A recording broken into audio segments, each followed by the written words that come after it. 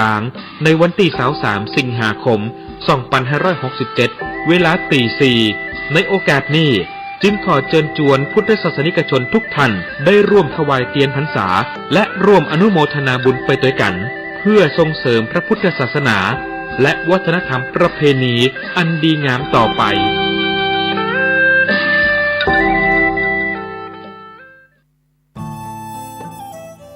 ท่านกำลังติดตามรับฟังสถานีวิทยุกระจายเสียงพระพุทธศาสนาแห่งชาติและสังคมคลื่นเพื่อการศึกษาพระพุทธศาสนาและวัฒนธรรมระบบ FM 104.5 เมกะเฮิรตซ์รายการต่อไปเป็นรายการคดีโลกคดีธรรม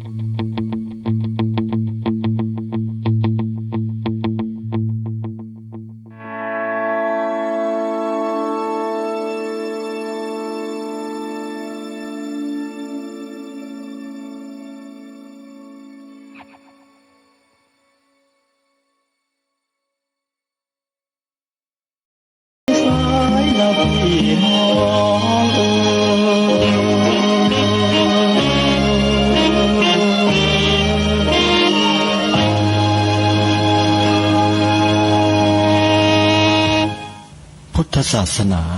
เป็นศาสนาสำหรับชาติเราศาสนาในสมัยนี้เป็นของที่แยกจากชาติไม่ได้เป็นความจำเป็นที่เราทั้งหลายผู้เป็นไทยจะต้องมั่นคงอยู่ในศาสนาพระพุทธซึ่งเป็นศาสนาสำหรับชาติเราพระพุทธศาสนาก็ดีหรือศาสนาใดก็ดีที่ตั้งมั่นอยู่ได้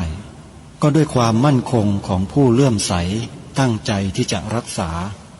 และข้าพเจ้าพูดทั้งนี้ก็เพื่อชักชวนท่านทั้งหลายอย่างเป็นเพื่อนไทยและเพื่อนพุทธศาสนิกชนด้วยกันทั้งนั้นเพื่อความมั่นคงแห่งพระพุทธศาสนาข้าพเจ้ารู้สึกว่าได้ทำหน้าที่สมควรแก่อุปถัมภ์พระพุทธศาสนา เราจะตั้งใจรักษาศาสนาของเราด้วยชีวิตและถ้าท่านตั้งใจจะช่วยข้าพเจ้าในกิจอันใหญ่นี้แล้วก็จะเป็นที่พอใจข้าพเจ้าเป็นอันมากเพราะฉะนั้นเป็นหน้าที่ของเราทั้งหลายที่จะช่วยกันบำรุงรักษาพระพุทธศาสนาอย่าให้เสื่อมสูญไปการที่จะบำรุงพระพุทธศาสนาเราต้องรู้สึกก่อนว่าหลักของพระพุทธศาสนาคืออะไรเราจะถือว่าเราเป็นไทยด้วยกันหมดเราจะต้องรักษาความเป็นไทยของเราให้ยั่งยืนเราจะต้องรักษาพระพุทธศาสนาให้ถาวรวัฒนาการอย่างที่เป็นมาแล้วหลายชั่วโคตรของเราทั้งหลายพระบรมราโชวาทของพระบาทสมเด็จพระมงกุฎเกล้าเจ้าอยู่หัวรัชกาลที่ 6พระบรมราโชวาทก็ดีพระราชนิพนธ์ก็ดีหรือพระบรมราชโองการของพระมหากษัตริย์ถือเป็นบทบัญญัติแห่งกฎหมายทั้งหมดทั้งสิ้นการบัญญัติให้พระพุทธศาสนาเป็นศาสนาประจำชาติไทยไว้ในรัฐธรรมนูญจึงเป็นสิ่งที่ถูกต้องทั้งกฎหมายและทางโบราณราชประเพณีการบัญญัติให้พระพุทธศาสนาเป็นศาสนาประจำชาติไทยไว้ในรัฐธรรมนูญย่อมเป็นหลักค้ำประกันให้กับประชาชนคนไทยว่าตนได้ปฏิบัติตามกฎหมายอย่างแท้จริงการบัญญัติให้พระพุทธศาสนาเป็นศาสนาประจำชาติไทยไว้ในรัฐธรรมนูญ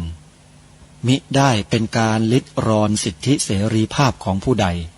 แต่เป็นการยืนยันความจริงตามกฎหมายและประวัติศาสตร์ชาติไทยการบัญญัติให้พระพุทธศาสนา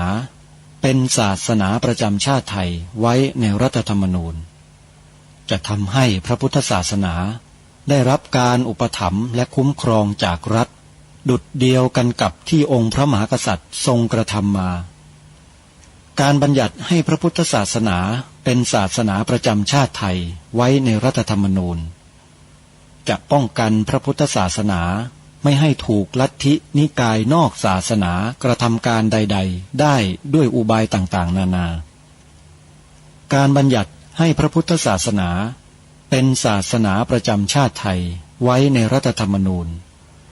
จะทำให้สังคมไทยมีแต่ความสุขร่มเย็นเป็นธรรมทั้งต่อคนศาสนาอื่นและคนสัญชาติอื่นได้อย่างแท้จริงแต่ถ้าไม่บัญญัติให้พระพุทธศาสนาเป็นศาสนาประจำชาติไทยไว้ในรัฐธรรมนูญในอนาคตประเทศไทยจะต้องตกอยู่ในสถานะเดียวกันกับพื้นที่3 จังหวัดชายแดนภาคใต้อย่างแน่นอนพระบรมราโชวาทพระบาทสมเด็จพระเจ้าอยู่หัวในมหาสมาคมณพระที่นั่งอมรินทร์วินิจฉัยในพระบรมมหาราชวังโดยที่พระพุทธศาสนาเป็นศาสนาประจำชาติของเราทั้งตามความศรัทธาเชื่อมั่นของข้าพเจ้าเองก็เห็นเป็นศาสนาที่ดีศาสนาหนึ่งเนื่องในบรรดาสัจธรรมคำสั่งสอนอันชอบด้วยเหตุผลจึงเคยคิดอยู่ว่าถ้าโอกาสอำนวยข้าพเจ้าควรจะได้บวชสักเวลาหนึ่งตามราชประเพณีซึ่งจะเป็นทางสนองพระเดชพระคุณพระราชบูรพการีตามคตินิยมด้วยแต่นับตั้งแต่ข้าพเจ้าได้ครองราชย์สืบสันตติวงศ์ต่อจากสมเด็จพระเชษฐาธิราชก็ล่วงมากว่า10 ปีแล้วเห็นว่าน่าจะถึงเวลาที่ควรจะทำตามความตั้งใจไว้นั้นแล้วประการหนึ่งอันหนึ่งการที่องค์สมเด็จพระสังฆราชหายประชวรมาได้ในคราวประชวรครั้งหลังนี้ก่อให้เกิดความปีติยินดีแก่ข้าพเจ้ายิ่งนักได้มาคำนึงว่าถ้าในการอุปสมบทของข้าพเจ้า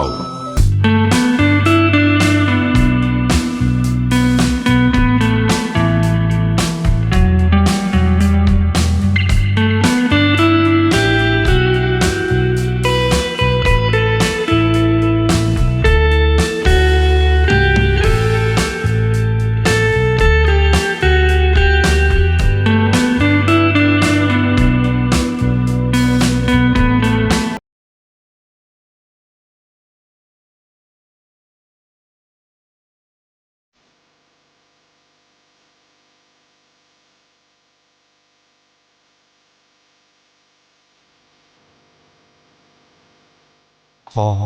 กราบถวายความนอบน้อมแด่พระรัตนตรัยถวายความเคารพพระมหาเถระพระเถรานุเถระทุกท่านขอความสุขความเจริญในธรรมจงบังเกิดมีแด่ท่านสาธุชนที่กำลังติดตามรับฟังรายการจากสถานีวิทยุแห่งนี้ทุกท่านขอนำท่านผู้ฟังเข้าสู่รายการคดีโลกคดีธรรม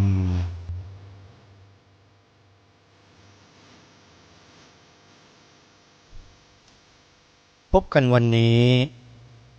วันขึ้น9 ค่ำเดือน8วันนี้ตรงกับวันอาทิตย์ที่14กรกฎาคมพระพุทธศักราช2567รายการคดีโลกคดีธรรมมาพบกับสาธุชนเป็นปกติทุกวันจันทร์ถึงวันศุกร์และวันเสาร์อาทิตย์ทางสถานีวิทยุแห่งนี้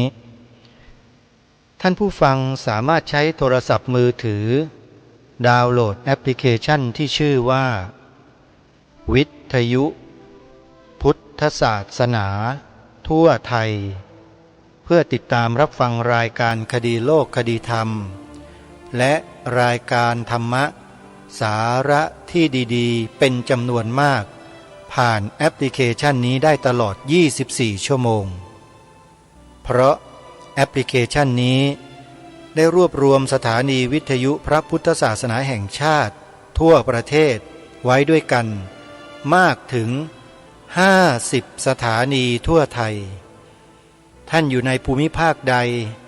ต้องการฟังสถานีวิทยุในภูมิภาคของท่านดาวน์โหลดแอปนี้แล้วฟังได้เลยไม่ว่าจะอยู่ทางภาคเหนือภาคอีสานตอนบนภาคอีสานตอนกลางภาคอีสานตอนล่างภาคกลางภาคตะวันออกภาคตะวันตกภาคใต้มีทุกภูมิภาคของประเทศสถานีวิทยุเหล่านี้นำเสียงธรรมบรรยายของครูบาอาจารย์ของเราทั้งฝ่ายปริยัติคือคันธทุระและฝ่ายปฏิบัติคือวิปัสสนาธุระมาเปิดให้พวกเราได้ศึกษาเรียนรู้ธรรมะปฏิบัติไปพร้อมๆกันมากมายหลายรูปหลายองค์จึงขอเรียนเชิญเจริญพรสาธุชนท่านผู้ฟัง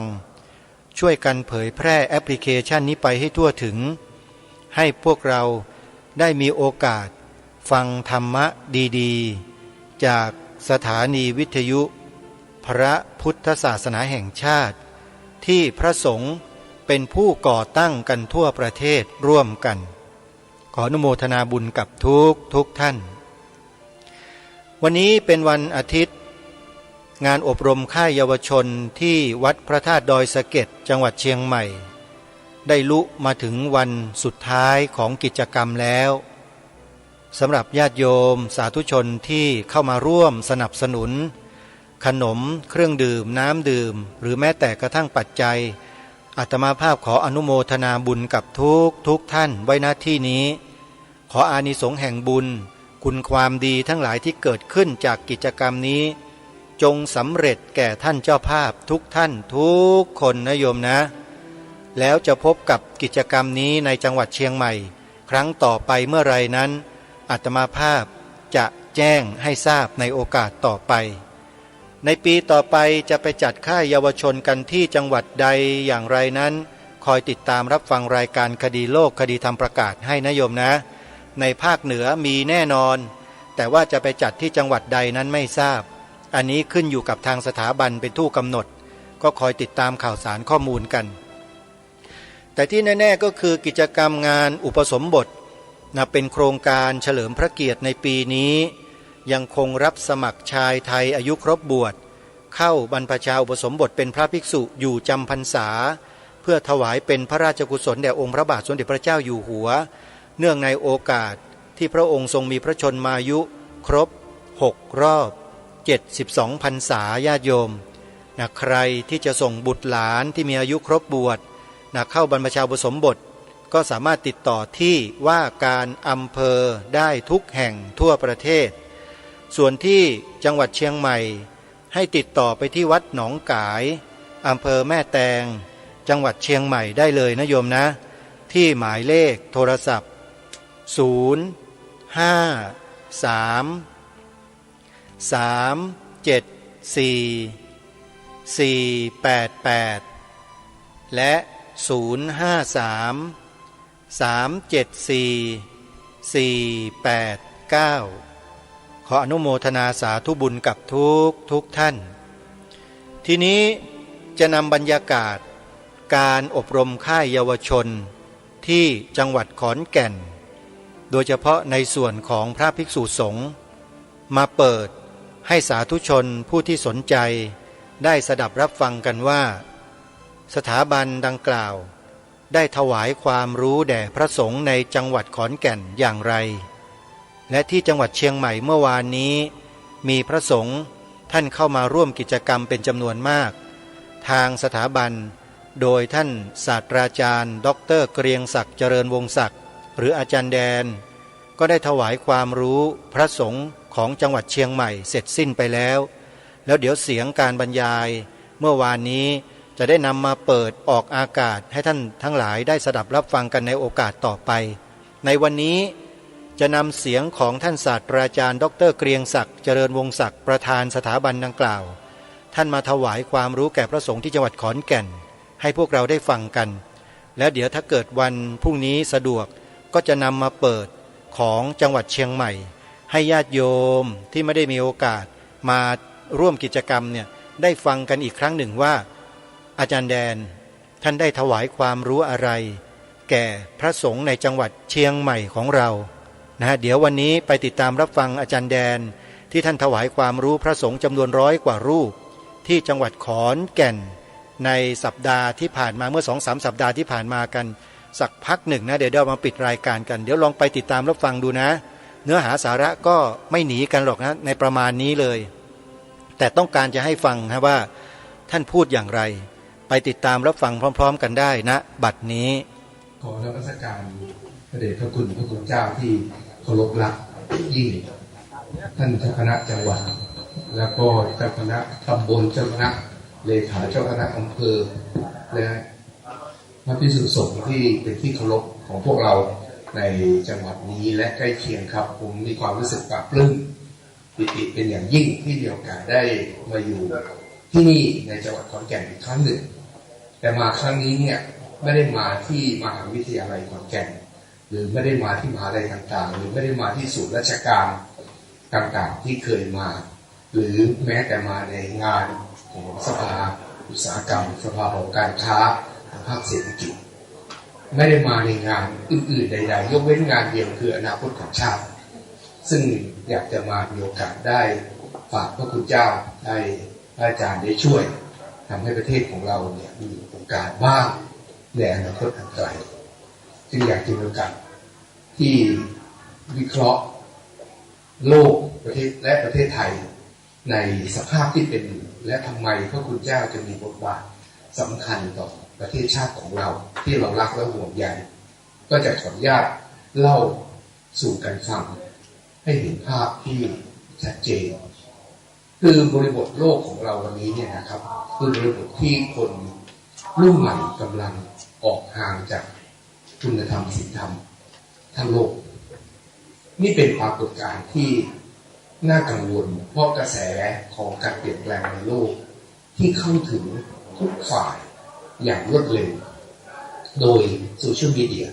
ซึ่งเป็นเครื่องมือทันสมัยที่เกิดไม่นานนี้เองผมนี่ปีหน้า70ขวบชีวิตเกิดในยุคไม่มีโซเชียลมีเดีย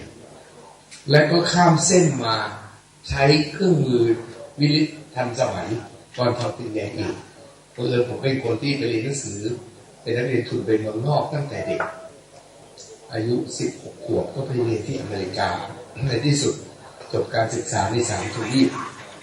จบปริญญาเอกกลับมารับราชการเป็นอาจารย์มหาวิทยาลัยเป็นนักเรียนทุนรัฐบาลตอนร้อยต่อผมถ้าย้อนนับลบอายุผมกลับไปเนี่ยก็คือยุคคอมพิวเตอร์ มาแล้วมาแบบเครื่องเมนเฟรมใหญ่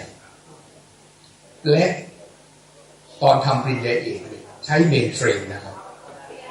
เจาะบัตร Fortran ซึ่งเป็นการโปรแกรมคอมพิวเตอร์แบบยุคเครื่องใหญ่เท่าห้องนอนเฝ้า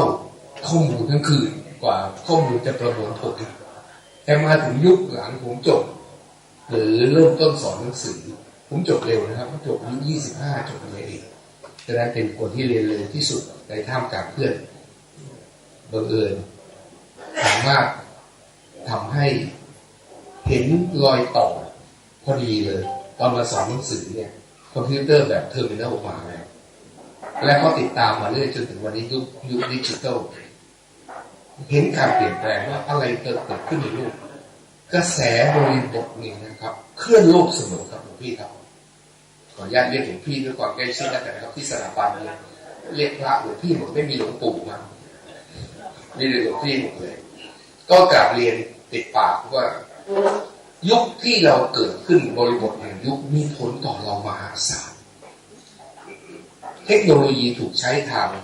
สร้างสรรค์ก็ได้ทำลายล้างก็ได้อาวุธนี่คือเทคโนโลยีทำลายล้างมนุษย์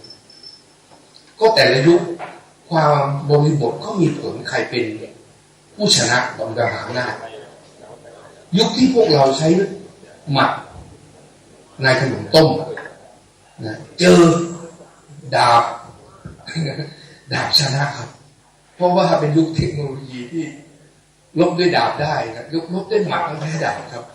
เก่งยังไงก็ต้องแพ้ครับในที่สุดและเมื่อดาบเจอกับปืนเนี่ยเดี๋ยวพี่ครับปืนชนะครับฉะนั้นใครผลิตปืนได้เนี่ยยึดคนอื่นก็ได้ทั่วหมดเลยพอยุคที่มีปืน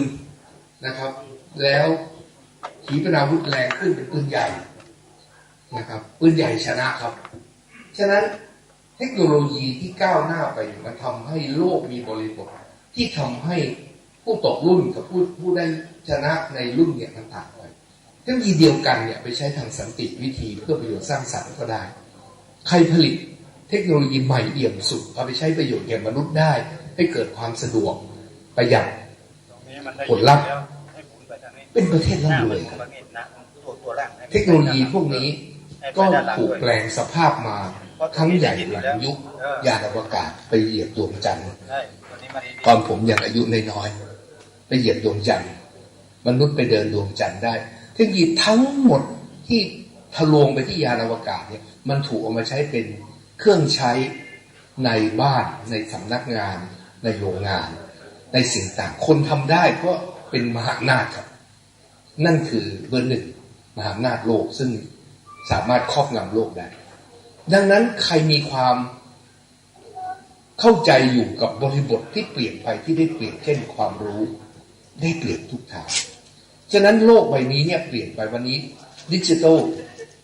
เข้าไปในทุกคนทำให้คนหนึ่งคนสามารถติดต่อคนโดยทฤษฎี 8,000 ล้านคนในโลกได้โดยไม่ต้องผ่านสื่อกลางผลที่ตามมาทำให้กระแสสังคม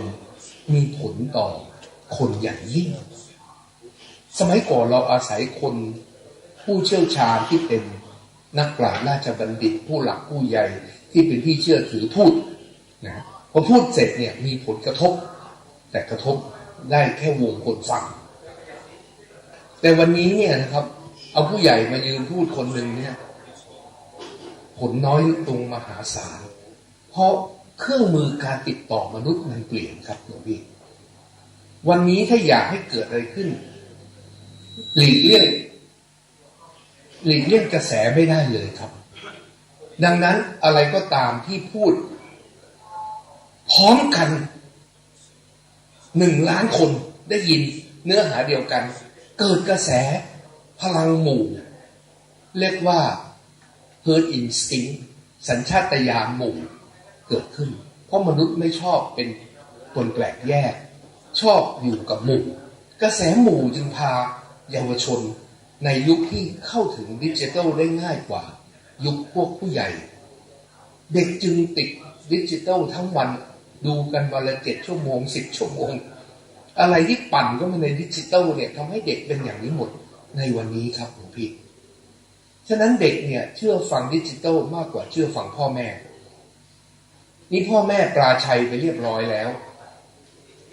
หลวงพี่ดูในเหตุการณ์ต่างๆในช่วงที่ผ่านมาสิครับว่าเด็กฟัง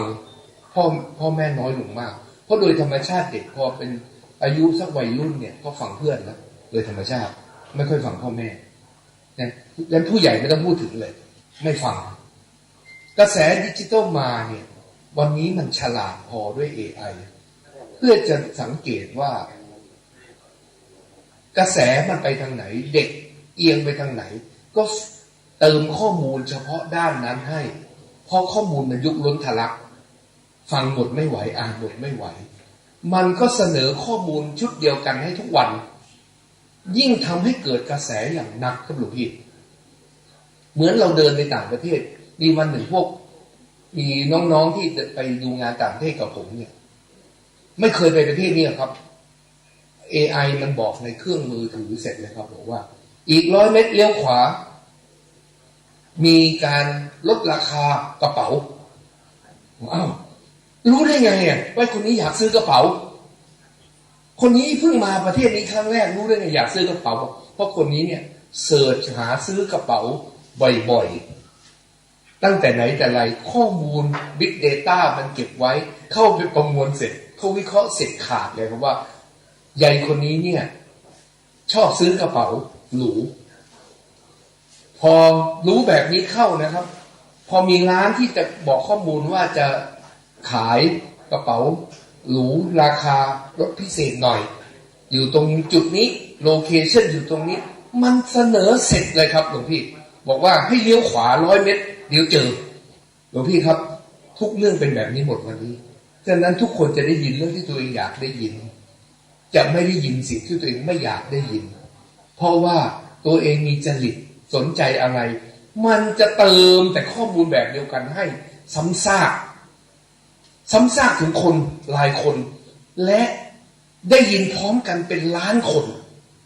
วันนี้กระแสนี้จึงเกิดปรากฏการณ์ในโลกที่เราควบคุมไม่อยู่และถ้าเราไม่ช่วยคนประจำรุ่นคือเยาวชนซึ่งเป็นคนที่ใช้ดิจิทัลมหาศาลนี่คือเหตุผลแรกจริงมีเวลาคุยกันจะพูดเหตุผลจำนวนมหาศาลอยู่หลวงพี่ฟังได้แต่เวลาจำกัดก็บอกว่าวันนี้ถ้าเราไม่ช่วยเยาวชนจะเป็นเหยื่อโดยที่เขาไม่รู้ตัวถ้าไปบอกเขาเป็นเหยื่อเขาโกรธนะครับบอกไม่ได้นะครับโกรธเลยครับโกรธเรียบร้อยเลยว่าโอ้มากล่าวหาได้ไงแต่เป็นเหยื่อแน่นอนครับหลวงพี่ครับถ้าเราไม่หาทางช่วยอย่างแยกคายด้วยความเมตตาธรรมหวังดีเยาวชนเรากลายเป็นเหยื่ออีกรุ่นครับวันนี้ผมจึงมาเล่าให้หลวงพี่ฟังปรากฏการณ์ที่แปลกตั้งแต่ผมเกิดมาปีหน้าผม70หลวงพี่ผมไม่เคยเห็นปรากฏการณ์แบบนี้ในโลกครับว่าเยาวชนโดนปั่นกระแสได้อย่างละมุนละม่อมสมบูรณ์แบบทั้งโลกเหมือนกันหลวงพี่สังเกตนะครับเยาวชนรุ่นใหม่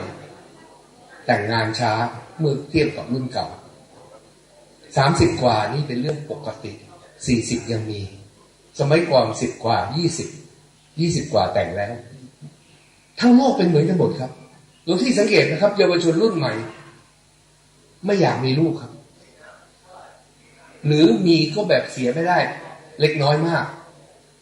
เกิดอะไรขึ้นปรากฏการณ์บนโลกและคิดเหมือนกันทั้งโลกนะครับเคยสังเกตปรากฏการณ์พวกนี้ไหมครับหลวงพี่สังเกตนะครับกระแสเกิดขึ้นที่ใดจุดหนึ่งในโลกมันระบาดไปที่เหลือหมดโลกครับเป็นอย่างนี้หมดดังนั้นมันไม่หยุดอยู่ที่พรมแดนเราครับมันไหลไปทั้งโลกเยาวชนไม่รู้ว่าตัวเองเป็นเหยื่อแต่ตัวเองคือเหยื่อ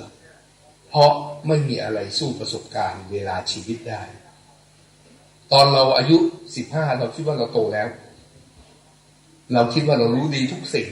พอเราอายุ20เรามองแบบว่าโอ้ยตอนนั้น15เป็นเด็กจังนะพอเรา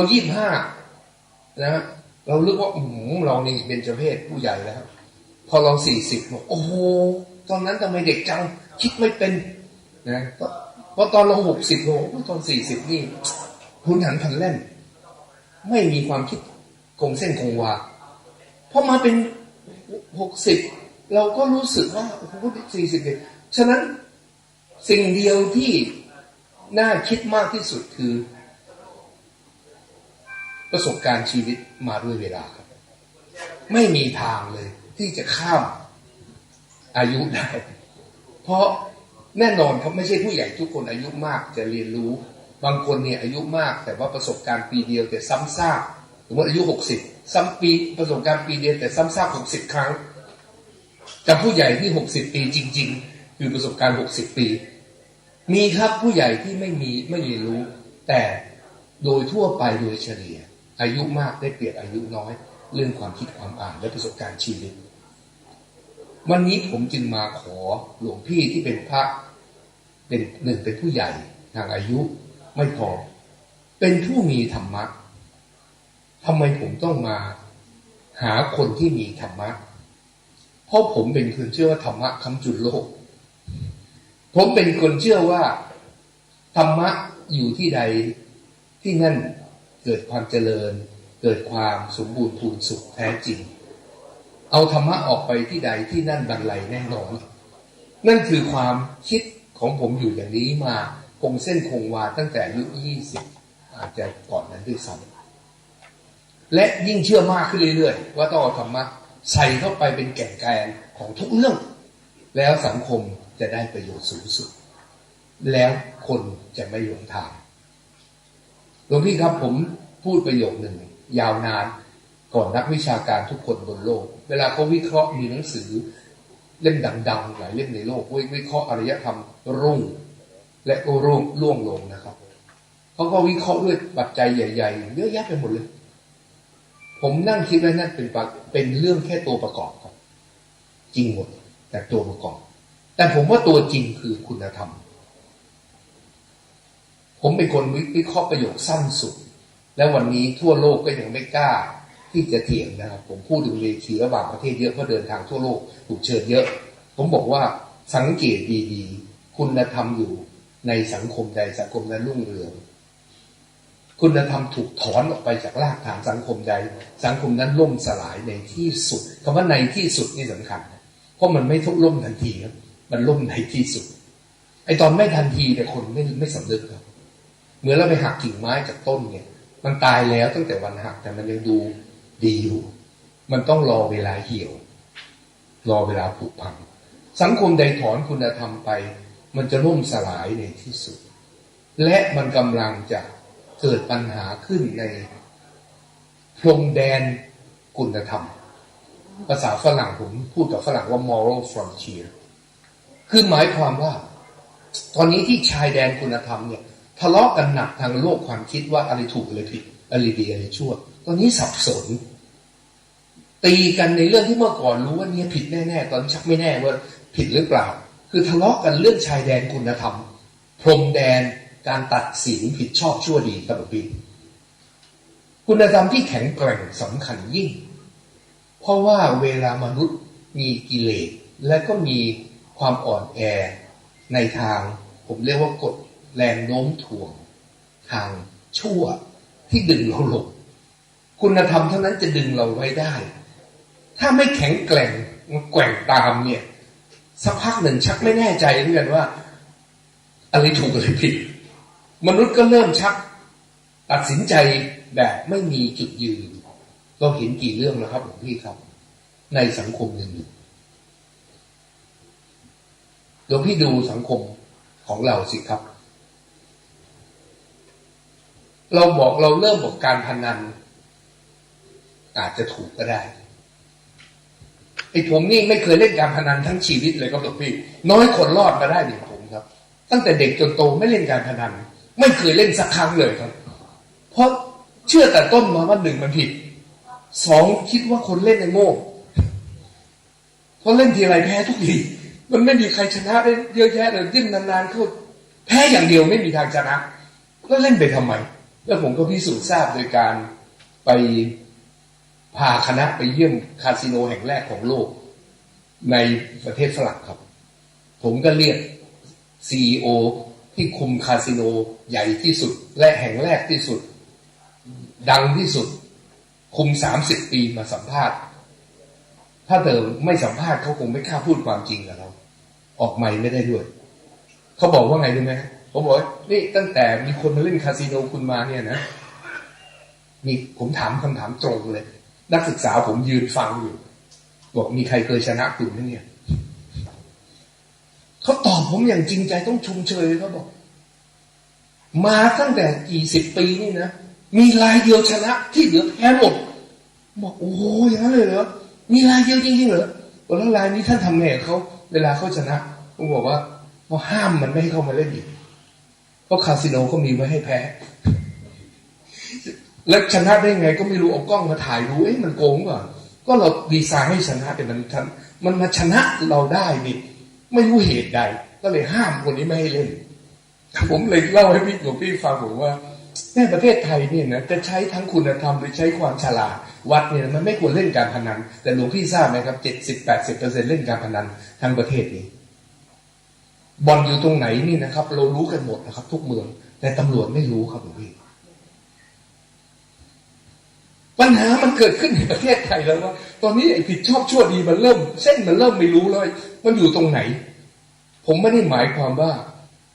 ผมจะแกล้งจะเป็นไม่รู้ไม่ชี้ผมยังเป็นคนคิดด้วยว่าไหนไม่รู้จะห้ามคนไทยยังไงผมก็จับเอาการพนันยังอยู่บนโต๊ะและควบคุมมันไม่ให้มันทำร้ายคนดีกว่าไปปล่อยอยู่ใต้โต๊ะแล้วก็ทำร้ายคนตลอดหลวงพี่ครับวันนี้ยาเสพติดเกลื่อนมอมเมาเยาวชนไทยหมดประเทศแล้วครับหลวงพี่เด็กรุ่นใหม่เนี่ยหลวงพี่มาบวชกับหลวงพี่ลองจิ้มดูเถอะครับบวชใหม่ๆนะหลวงพี่เจอยาเสพติดในเด็กรุ่นใหม่ที่ถูกจับมาบวชไหมครับปัญหาเต็มหมดเลยครับประเทศนี้และมีประเทศไหนจะรอดครับเมื่อเด็กติดยากันทั้งประเทศเนี่ยแต่ประเทศไทยติดยามากที่สุดในโลกครับและคนทำมาหากินกับสิ่งชั่วนี้รวยมหาศาลและก็ทำร้ายประเทศชาติอย่างหนักที่สุดเราไม่ต้องสงสัยเลยครับถ้าซื้อกันได้อย่างซื้อขนมเนี่ยเรายังรู้เลยว่าใครขายและตำรวจไม่รู้ว่าใครขายครับขอโทษทีพูดถึงตำรวจเยอะตำรวจดีก็มีผมเคยไปเยี่ยมชาวบ้านครับผมเป็นพวกติดดินนะครับเป็นคนกลับมามียุคหนึ่งผมถูกเชิญไปทำงานเพื่อบ้านเมืองผมก็ลงไปเยี่ยมชุมชนชาวบ้านคนหนึ่งเขาก็พอผมไปเยี่ยมแกก็โชว์ยกถลกเสื้อให้ดูเลยให้ดูข้างหลังโอ้โหนี่ไงรอยแผลโดนแทงบอกแทงจากอะไรก็แทงก็ชี้ไปที่ป้ายนะครับบอกว่าป้ายมันเขียนว่ารู้เบาะแสยาเสพติดติดต่อเบอร์นี้พอแกติดต่อไปจริงๆเลยในที่สุดโดนแทงหลวงพี่ครับยาเสพติดเป็นแผ่นดินครับแล้วอนาคตชาติอยู่ตรงไหนครับถ้าเด็กเป็นทาสยาเสพติดผมอีกสักเรื่องนะหลวงพี่เพื่อหลวงพี่เห็นภาพว่าเวลาเราน้อยหลวงพี่ครับวันนี้เด็กที่เสียตัวพรหมจรรย์ตั้งแต่อายุ10 กว่าขวบได้น้อยเนี่ยมากที่สุดในโลกอยู่ประเทศไทยครับหลวงพี่ครับผมมีลูกศิษย์เต็มโลกเต็มประเทศลูกศิษย์เป็นหมอก็เยอะเพราะสอนทุกหลักสูตรในประเทศไทยก็ว่าได้เป็นคนน้อยคนที่ถูกเชิญไปครบหมด183มหาวิทยาลัยและวิทยาลัยทั่วประเทศและยังหลักสูตรแบบผู้ใหญ่ทุกหลักสูตรก็ว่าได้สอนเราเห็นปัญหามาเป็นประเทศแล้วครับว่าในเวลานี้เนี่ยเด็กของเรา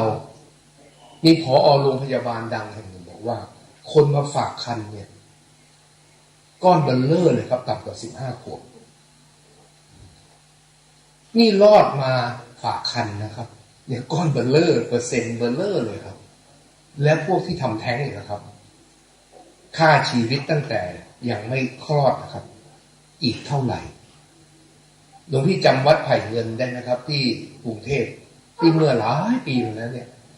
มีคนไปเจอเขามีกลิ่นก็ตามไปกลิ่นไปดูอ้าวมีถุงใส่การทำแท้งเด็กไว้เป็น 2,000 ถุงประมาณ 2,000 ถ้าผมจำไม่ผิดนะหลวงพี่ครับเมื่อคนฆ่าคนตายได้โดยไม่รู้สึก หัวใจเนี่ยมันฟั่นเฟือนแล้วสังคมนี้มัวเมาอยู่กับผลประโยชน์โดยไม่รู้เลยอะไรถูกผิดชอบชั่วดีพระเป็นผู้เดียวที่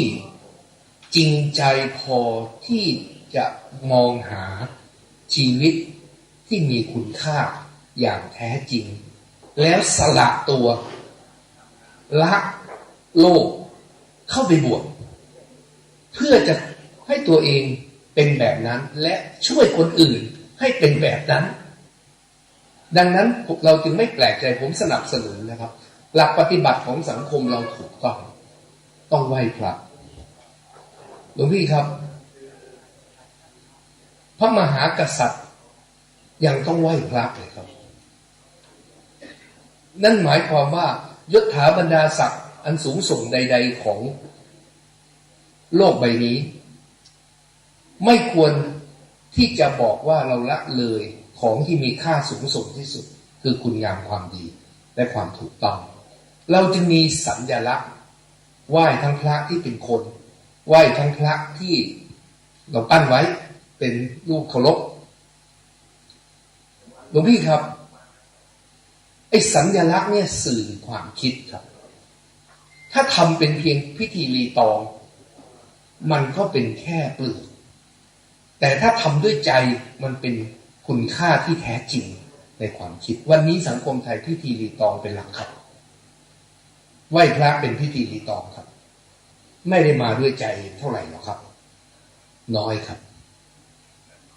ปัญหาได้เกิดขึ้นกับสังคมเราอยู่ครั้งยิ่งใหญ่ปรากฏการณ์หลวงพี่ก็เห็นแล้วว่าพระบวชน้อยลงจริงนะครับหลวงพี่ครับผมไปเห็นวัดใหญ่วัดประจำจังหวัดบางจังหวัดพระประจำวัดนิดเดียวมีหลายปีแล้วนะครับไม่ต้องเอ่ยชื่อจังหวัดเลยนะครับเห็นมาหมดแล้วคนฝักใฝ่ทางธรรมะน้อยลงพ่อแม่เมื่อก่อนส่งลูกไปวัดมีแรงจูงใจผสมส่วนหนึ่งก็ยังเชื่อว่ามันจะเป็นสิ่งที่ถูกต้องเกาะชายผ้าเหลืองไปบ้างแต่มีส่วนหนึ่งคืออะไรครับสมัยก่อนคือผมถ้าเรามีลูกเยอะก็สละให้วัดสักคนก็คงไม่เป็นไรลูกเยอะงั้นสละไปสักคนก็ไม่เท่าไหร่แล้วก็ถ้ายิ่งมาจากครอบครัวที่ยากจนในสมัยก่อนทำไงครับก็วัดเนี่ยเป็นวิธีการที่จะช่วยดูแลลูกเราให้ประหยัดสุดแล้วที่พักก็ฟรีใช่ไหมครับอาหารก็ฟรีนะครับเรียนหนังสือก็ฟรีใช่ไหมครับพ่อแม่ก็เอาไปยกให้วัดด้วยแรงจูงใจมิใช่เพื่อพระศาสนาเป็นหลักแต่เพราะอะไรครับเพราะว่ามันเป็นโมเดลของการสงเคราะห์คนยากจนที่เยี่ยมยุทธที่สุดเพราะมีทางออกให้เมื่อสังคมไม่มีทางออกอื่นวันนี้เขามีวิธีดีกว่าเพราะรัฐบาลมาเป็นคู่แข่งวัดแล้วคือมีปัญหาเหรออยากเรียนหนังสือเหรอเอาเงินยืมไปดิขาดอะไรบอกมารัฐบาลเป็นใหญ่สามารถทำแทนได้หมดมามีแต่ภาระมาบวชมากกว่าได้ประโยชน์คนส่งเสริมก็น้อยลงใช่ไหมครับฉะนั้นสถานการณ์โลกเป็นแบบนี้หมดกับหลวงพี่ครับฉะนั้นหลวงพี่เป็นของดีค่ายิ่งในสายตาผมนะครับว่ายังอุตส่าห์อุทิศตัวอย่างจริงใจยิ่งบวชยาวนี่ยิ่งแสดงความจริงใจสูงถ้าบวชตามประเพณี15 วันพรรษาหนึ่งเลยก็ดีครับแต่ว่าเดี๋ยวนี้บวชหมุนติ้วเลยนะครับบวชระยะสั้นเนี่ยเยอะนะครับบวชระยะยาวนี่หายากไหมครับเป็นของหายากใช่ไหมครับและต่อไปนี่จะวุ่นวายกันใหญ่ผมกำลังจะเสนอทางออกประเทศไทยมิติหนึ่งให้หลวงพี่ได้กรุณาหลวงพี่อย่าเพียงแต่ทำตนเป็นต้นแบบอย่างเดียวพออย่างเดียวเลยต้องมาลากจูงเยาวชนไปด้วยครับพวกผมนี่จะช่วยครับจะช่วยหลวงพี่อีกแรงหนึ่งผมก็คิดว่ามี 30,000 วัดมี200,000-300,000 รูปนะครับสถาบันผมเนี่ยก็มีพระท่านผู้ใหญ่เป็นกรรมการสถาบันอยู่เช่นท่านสมเด็จพระพรหมบัณฑิต มหาจุฬาราชวิทยาลัยที่การบดีก็ท่านก็มีความกรุณาในใจมากนะครับมีท่านสมเด็จเจ้าคุณธงชัยนะครับบูกระบุญเลยนะครับอยู่ที่สถาบันมีท่านววัชระเมธีแล้วก็มีพระมาอยู่สถาบันช่วยกับพวกเราที่ดีมากๆอย่างที่เห็นในค่ายนี้ก็เห็นตัวอย่างพระธรรมนะครับไม่ใช่ทอธงรอเรือ2 ตัวมอม้านะฮะทอทหารสระอัมคือทั้งหมดที่เกิดขึ้นเนี่ยพระธรรมทั้งนั้นเลยครับหลวงพี่ครับที่สถาบันเนี่ยตั้งแต่วันแรกที่เปิดรุ่นแรกและทุกรุ่นทุกหลักสูตรนิมนต์พระมาร่วมเพราะไม่อยากให้พระเหินห่างไม่มีอิทธิพลแผ่บารมีต่อคฤหัสถ์มาอยู่ด้วยกันพออยู่ด้วยกันมันเกิดไดนามิกครับหลวงพี่เกิดความสัมพันธ์ที่ไม่เหินห่างและเสริมสร้างหนุนเนื่องสิ่งดีที่ทำพระก็เลยมาอยู่กับเราเป็นร้อยรูปเลยครับช่วยกันขับเคลื่อนประเทศมาอยู่ทำอะไรมาอยู่สร้างประเทศชาติของเราคือในชีวิตในสังคมทุกสังคมเนี่ยมันมีประเทศชาติอยู่มนุษย์8,000 ล้านถูกแบ่งให้ไปสังกัดอยู่ในประเทศ200 กว่าประเทศประเทศไหนโชคดีอยู่กับประเทศดีๆอยู่กับประเทศไม่ดีนี่เดือดร้อนสาหัสใช่ไหมครับฉะนั้นถ้าเผื่อมีผู้ปกครองทางบ้านเมืองเป็นธรรมราชาบ้านเมืองก็เป็นสุขนะครับเพราะมีธรรมะอยู่ในผู้นำประมุขที่มีธรรมบ้านเมืองเป็นสุขแต่บ้านเมืองไหนผู้นำเป็นโจรผู้นำเป็นคนชั่วไม่มีธรรมะใจไม่เป็นพระบ้านเมืองเดือดร้อนสาหัสกันทั้งโลกมนุษย์ทั้งโลกเนี่ยส่วนใหญ่อยู่ในประเทศที่ผู้นำไม่มีธรรมะบ้านเมืองมันก็เดือดร้อนกันหมดเต็มไปหมดเลยฉะนั้นเมื่อผู้นำไม่มีธรรมะประเทศชาติลำบากนี่เราจะทำยังไงเพราะเดี๋ยวนี้ใครเข้าไปวัดเฉพาะพิธีรีตองหลวงพี่ครับพูดกันตามจริงเนี่ยเราไปเพราะว่าเช่นไปสวดพระพิธรรมเพราะเห็นแก่ครอบครัวคนตายผู้จากไปผู้ล่วงลับไปถึงก็พิธีอย่างเดียวเลยครับฟังไม่รู้เรื่องเลยครับเพราะว่าคนไทยโดยทั่วไปฟังบาลีสันสกฤตไม่รู้เรื่องครับมาคดกันยิงไม่รู้เรื่อง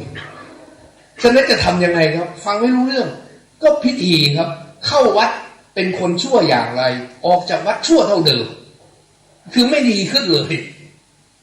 ไม่ใช่ความผิดพระนะฮะคือสภาพของสังคมเนี่ยเป็นอย่างนี้แล้วเข้าไปวัดพวกแค่นี้มากสุดก็มาปั่นกระแสกันเล็กน้อยสวดมนต์ข้ามปีใหม่ทำนู่นทำนี่นิดหน่อยให้หนุ่มสาวมีโอกาสได้ทำตัวว่าถ้าปฏิบัติธรรมจะได้แฟนจะได้ยอมเป็นแฟนบ้างนะเพราะโอ้นี่เป็นคนดีเนี่ยปฏิบัติธรรมแต่จริงๆไปนั่งจีบกันตอนปฏิบัติธรรมไม่ได้คิดถึงธรรมะเลยเท่าไหร่หรอกหลวงพี่ครับวันนี้พิธีรีตองเยอะของจริงไม่มีจะทำยังไงให้มนุษย์ได้ประโยชน์หลวงพี่ครับผมว่าธรรมจักรกับโลกาจักรมันโยงกันนะครับธรรมจักรโลกาจักรมันโยงกันเราจำเป็นจะต้องให้ธรรมจักรครอบงำโลกาจักรในเชิงสร้างสรรค์ไม่ปล่อยให้โลกาจักร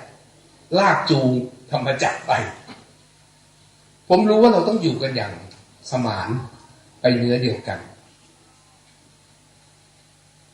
สัมมณะก็จะต้องคล้อยตามผู้มีอำนาจทางโลกบ้างใช่ไหมครับคล้อยตามไม่ได้แปลว่าทำตามนะคือถ้ามันไม่ขัดแย้งได้เป็นดีแต่ถ้าขัดแย้งก็ต้องเอาธรรมะเป็นตัวนำไม่สามารถที่จะปล่อยให้สิ่งที่ไม่ใช่ธรรมะเป็นตัวนำฉะนั้นประเทศไหนไม่มีคุณธรรมนำเนี่ยบรรลัยฉะนั้นถ้าและพระเป็นผู้เดียวครับที่ถือธงธรรมะอยู่ในหัวใจปฏิบัติเป็นแบบอย่างให้คนกราบไหว้บูชานับถือจูงใจคนให้เดินตามได้ด้วยแบบอย่างบอกว่าเดินตามพระมาและถ้าทัพพระสงฆ์ถูกเอาไปอยู่คนละโลกกับคฤหัสถ์มาเชื่อมกันตรงพิธีนิดเดียวมันจะเปลี่ยนยังไงครับหลวงพี่ชีวิตจริงมันแปลกประหลาดธรรมะจริงๆต้องปฏิบัติในชีวิตประจำวันเหมือนหลวงพ่อพระพุทธทาสท่านเคยพูดธรรมะคืองานที่ทำในชีวิตประจำวันนะมันไม่ใช่แค่พิธีรีตองดังนั้นผมจะนิมนต์หลวงพี่ทั้งหมดที่ อยู่แถวนี้ครับมาเป็นส่วนสำคัญช่วยชาติแบบมียุทธศาสตร์และเป็นระบบไม่ใช่เพียงแต่ต่างคนต่างเดินซึ่งจะทำได้น้อยทำด้วยกันจะทำได้มากร่วมมือกับคนดีที่ตั้งใจดีด้วยกันย่อมมีพลังยิ่งกว่าร่วมมือกับคนทั่วๆไปกราบเรียนให้ทราบครับว่าชาติเนี่ยส่วนใหญ่อยู่ในสภาพทุรนทุรายทั่วโลกครับประเทศไทยไม่ยกเว้นอยู่ดีกินไม่ดียากจนคนแค้นเหลื่อมล้ำสูงส่งใช่ไหมครับสังคมแตกแยกแตกระแหงการเมืองชั่วร้ายแย่งลาภยศสรรเสริญกันอย่างเดียวมิได้ทำเพื่อลงมาอุ้มชูประชาชนเป็นหลักส่วนใหญ่นักการเมืองมาหาพระเพราะอยากให้พระเป็นหัวคะแนนหลวงพี่ไม่เชื่อลองไปดูในฤดูหาเสียงนะครับหาพระทางนั้นเลยเพราะหวังว่าพระจะช่วยสนับสนุนอ้อมๆสักนิดนึงเอาตรงๆก็ยังมีนะบางสมัยก่อนไปบางภาคเนี่ยหาเสียงกันในวัดให้ปราศัยในวัดเลยเอากันตรงๆเลยซึ่งก็ไม่ว่ากันส่วนใหญ่เมื่อวานมีคนส่งคลิปอันหนึ่งมามีตำรวจใหญ่2 คนต่างมีเรื่องกันอยู่ไปกราบพระรูปเดียวกันเลยพระงงจะช่วยใครดี คือผู้ถืออำนาจทางโลกเนี่ยนะไปหาพระเนี่ยเพื่อประโยชน์ส่วนตนนะไม่ได้เอาประโยชน์ส่วนรวมเป็นหลักนะครับไม่ได้ว่าใครนะครับเดี๋ยวพูดให้ฟังว่าวันนี้ถ้าพระทำใจให้นิ่งเพราะมีสติอยู่แล้วเป็นพระนี่นะครับท่านดูดีๆวิถีทางไหนเมื่อเราเป็นพระเราจะไปช่วยประเทศให้มันเจริญรุ่งเรืองได้ผมว่าสร้างคนยิ่งใหญ่กว่าทุกสิ่งเพราะคนจะไปสร้างระบบต้องสร้างคนให้มีจุดยืนจริงๆฉะนั้นถ้าพระลงมาช่วยจุดสำคัญนะครับคือมีเรื่องที่ทำ108ประการแต่ทำไม่หมดหรอกครับจิ้มเรื่องใหญ่ที่สุดเรื่องนึงเลยเรื่องอะไรครับที่พระจะมาช่วย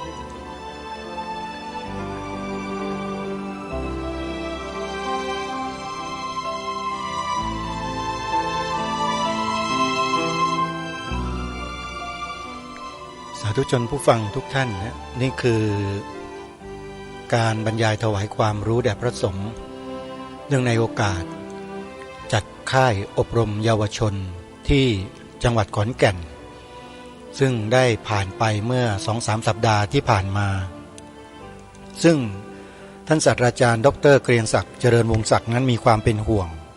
สังคมไทยไม่น้อยไปกว่าพวกเราและสิ่งที่ท่านพูดออกมานั้นพูดออกมาจากหัวใจของท่านถึงแม้ว่าท่านจะไม่เคยบวชไม่เคยเรียนเหมือนอย่างพวกเราแต่ท่านก็ใฝ่รู้ในเรื่องราวต่างๆมากมายแล้วลงท้ายท่านบอกว่ามีแต่พระเท่านั้นแหละที่จะช่วยสังคมไทยของเราได้เพราะเป็นแบบอย่างที่ดีเป็นบุคคลที่มีคุณธรรมมากที่สุดในสังคมจึงหวังว่าพระจะช่วยประเทศชาติบ้านเมืองได้ดีมาผนึกกำลังกับญาติโยมที่มารวมตัวกันในสถาบันนี่แหละใช้ความดีนำสิ่งต่างๆในสังคมเพราะอาจารย์แดนเชื่อว่าคุณความดีเท่านั้นที่สามารถจะแก้ปัญหาต่างๆในสังคมทุกระดับไม่ว่าจะเป็นระดับครอบครัวระดับอำเภอจังหวัดระดับประเทศระดับภูมิภาคจนกระทั่งไปถึงระดับโลกก็สามารถที่จะแก้ปัญหาได้ด้วยธรรมะและท่านมองเห็นพระสงฆ์เรานี่แหละคือทางรอดของสังคมมนุษยชาติทั้งมวลเพราะฉะนั้นฝากพระคุณเจ้าทุกรูปครับว่าถ้าหากท่านใดสนใจที่จะศึกษาและเข้าร่วมในกิจกรรมกับทางสถาบันก็สามารถติดต่อกับทางเจ้าหน้าที่ได้เลยในการไปอบรมค่ายเยาวชนในแต่ละพื้นที่หรือเข้าไปในเว็บไซต์แล้วติดต่อสอบถามเจ้าหน้าที่ได้เลยนะฮะสำหรับวันนี้เวลาของรายการหมดลงแล้วและอาตมาภาพกระผมก็ขอล่ำลากลับ